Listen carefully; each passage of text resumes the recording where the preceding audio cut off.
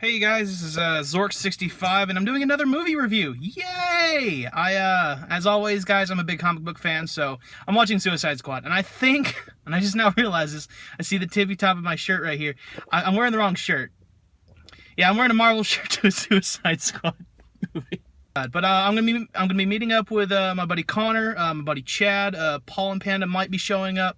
But anyway, guys, I want to go ahead and at least give my ideas on what I think about the movie's gonna be. Working at GameStop, I'm always afraid that people are gonna ruin it for me, so I'm trying to obviously not spoil it for myself as well as not spoil it for anybody else. I hear critics hate it, but the fans love it, which means that I'm probably going to enjoy this movie because I'm not going in as a critic. I'm going as a person who is going to just be seeing if they're going to enjoy the movie. Now, obviously, at the very end of this video, I'm probably going to elaborate more on the things I like. I'm going to do my best to avoid spoilers, as I always try to do. I'm kind of wanting to do this more, you know, review things, give people's my opinion on things like that, because I'm a big fan of movies and, of course, comic books. But anyway, guys, I got to go watch the movie, so I'll be right back. Hey everybody, I'm actually back from the movie. It's getting kind of late as well. I'd say it's about 9:55, somewhere around there. People are now leaving the theaters as well. But I'm back here to talk about the movie. I'm gonna go ahead and say it. I loved the movie. I'd give it a solid 8 out of 10, 9 out of 10 if I really want to stretch it a little bit. But there was a couple plot holes I think that could have been addressed, but that's not important. I'm going to talk about the things I did like and things that could be improved. Once again, I'm going to avoid spoilers until a little bit later, and if I start getting into those, I'm going to definitely address spoilers are incoming. So, once again, same thing I kind of did with the Killing Joke. I thought the casting was a beautiful collection of characters. Will Smith, once again, did an amazing job as a Deadshot. I thought at first I was gonna not enjoy it, but he still proves himself really well in this movie. He deserves a lot of credit for what he did. I respect him for it, and good job. Harley Quinn, fantastic choice for that one again. Dialogue felt a little bit soft for her in certain cases, like mostly she was kind of there for a pun or a joke or something. Still loved her in the movie. All the other characters felt sort of natural, like a nice collection of the group. Captain Boomerang was perfectly done. He was once again, a punchline kind of character, but he still proved himself in a couple of the situations and made it very interesting to watch. Killer Croc, once again, I thought that was a fantastic choice. I thought he could have been a little bit bulkier and bigger, but they were using practical, prosthetics and things like that. So, overall, thought it was a good job. Let me see here. Katana, took them a while to kind of, get around to her, but I still like the concept. It was short introduction, kind of explanation of why she's there, perfectly fine.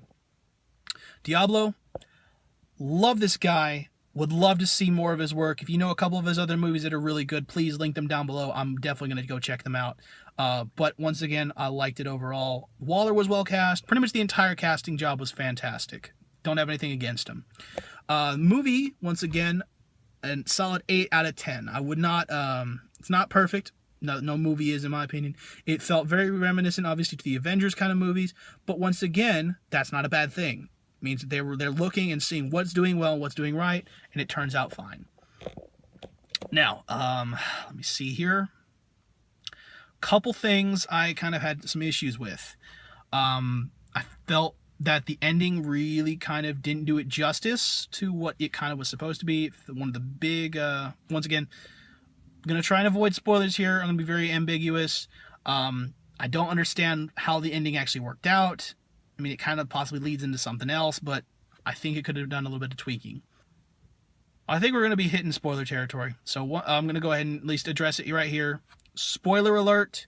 I'm going to be talking about facts of the movie that need to be addressed, and if you haven't seen this movie, please go see it. It's well worth the watch, but I want to make sure that you guys understand that I'm about to start saying things that could not ruin the experience for you, but reveal facts of the movie that you may want to experience for yourself. So please, if you have not seen it, stop it right here. Just stop.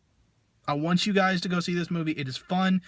Critics can suck, whatever they want to, but they are wrong about this movie. It is fun for fans. It is an action movie. It is comedic. It has got really good acting, in truth. It is just that, critics always are very overly critical of comic book movies because it's not, the mainstream, artistic aspects that they want it to be. So if you're looking for just to enjoy a movie, go see this movie. That's fun. It's fair. Do what you guys want to do with it. Anyway, just give me a fair warning.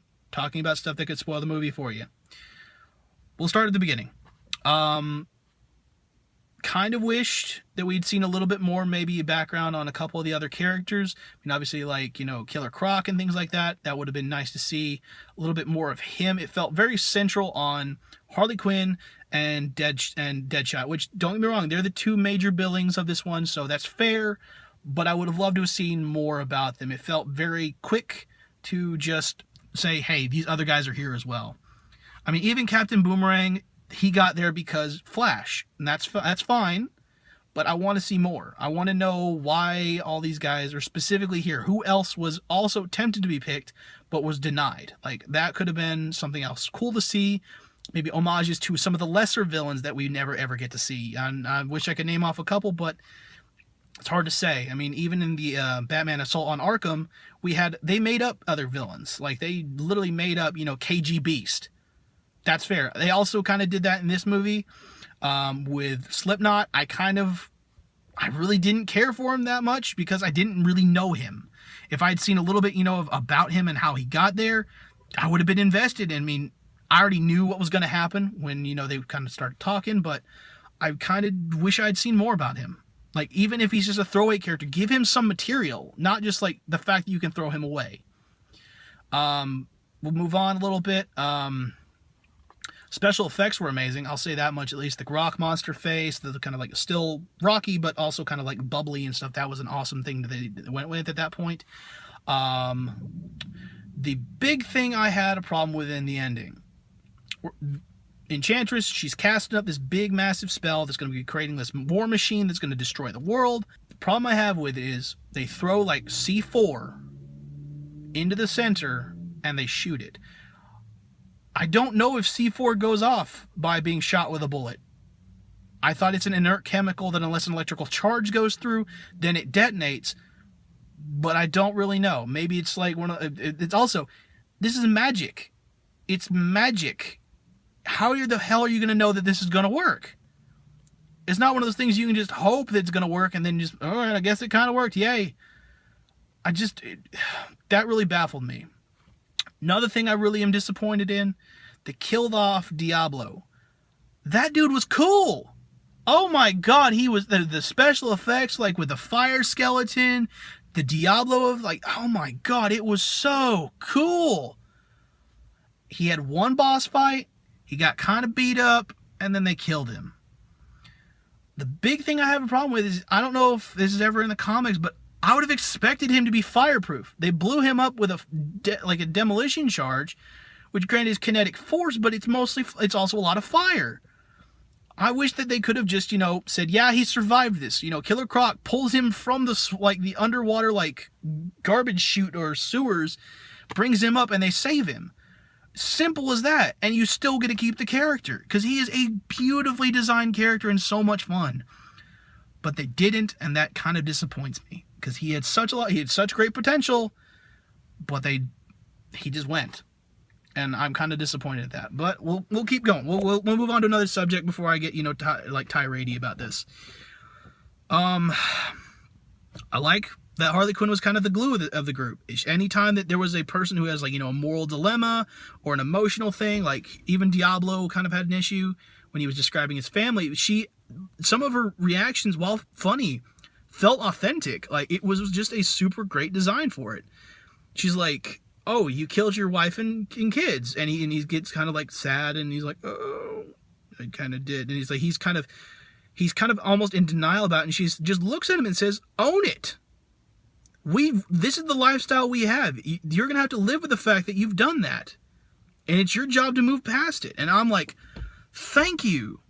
Because in truth, Harley Quinn can be somewhat rational. Like, there's moments in the comics and the moments in there's TV shows that she just kind of puts things together. There was even an episode in the animated series where she realizes that the Joker's tricked her, and she kind of turns on the Joker. Which, granted, I mean, that does not happen in the movie. I'm kind of glad that it doesn't, because then that leads into more stuff later on. But I'm so happy that they actually did Harley Quinn right. And for those who are like, oh, you're over-sexualizing, understand. I'm back. Guy was turning on his headlights in front of me. I didn't want that to kind of mess up the footage. But Where was I? Oh yes, Harley Quinn.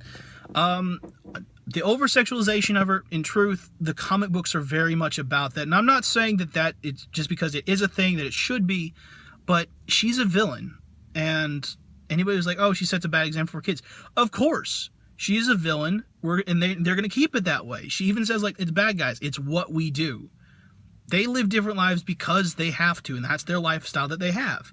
So to say that they should just change that because it would make people uncomfortable about her character, well, I'm sorry, I don't agree with you on that. She is perfectly fine the way the character is designed. She's meant to be like that.